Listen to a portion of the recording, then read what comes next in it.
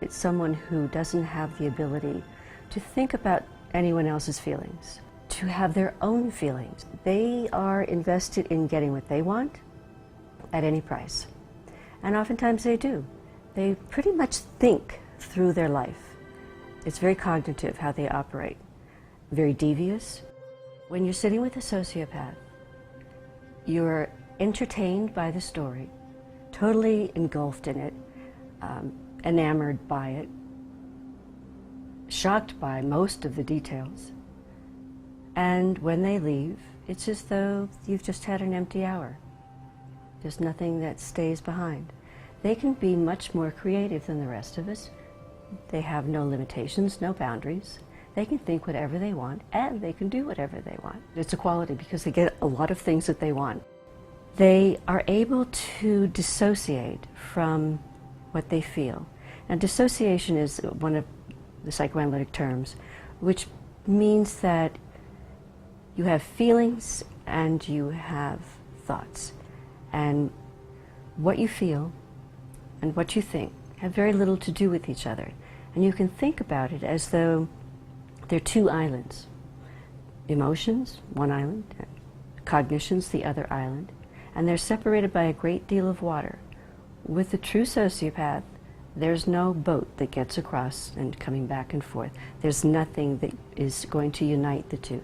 They're that far apart. And they've had to do that in order to separate early on from their emotions in order to survive their family of origin. So when they grow up, they're lacking. They're lacking emotions. They know how to fake them, but they don't know how to feel them. They usually are extraordinarily distant from what they feel. I think that most pathologies are qualities. We all feel at different times that we're not liked, and we work very hard to make people like us, and we work very hard to be as intelligent as we can be and become as much as we can become. They can live in a fantasy because they make up their own world, and their fantasy is their reality. For most of us, we don't really think that way. They take on their fantasy as though it's their entire world, where we can move from reality and fantasy, but we do know the difference between the two. We can't really be creative unless we have the ability to fantasize. So in a way, that gives a sociopath an edge. You have to admire that. You have to admire what they go through and then what they become.